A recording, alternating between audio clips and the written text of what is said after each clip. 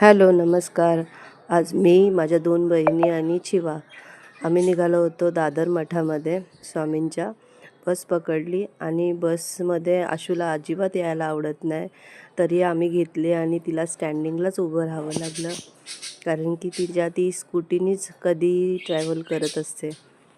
आणि नंतर मग दादरला गेलो, आम्ही पोचलो आणि बघू शकताय दादर पूर्ण ट्रॅफिक, सगळीकडे ओन्ली ट्रॅफिकच. आणि नंतर मग आम्ही दादरला आमच्या मठामध्ये गेलो आणि बघू शकताय अजिबात गर्दी नव्हती. स्वामींचं दर्शन पण खूप छान झाला.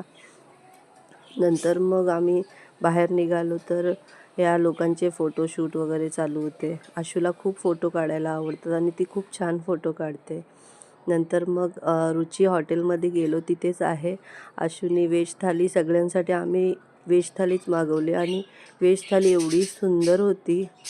त्याच्यामधले सगळे पदार्थ एवढे छान होते. नंतर आला पुलाव आणि त्या पुलावने तर मनच जिंकलं.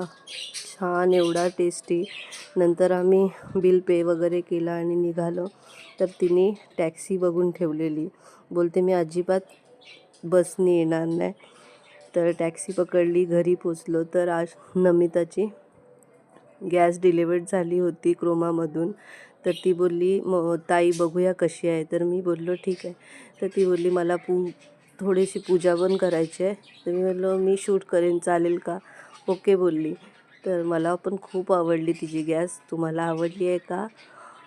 आणि बघू शकता मस्त गॅस आहे. भेटूया नवीन व्हिडिओमध्ये. बाय.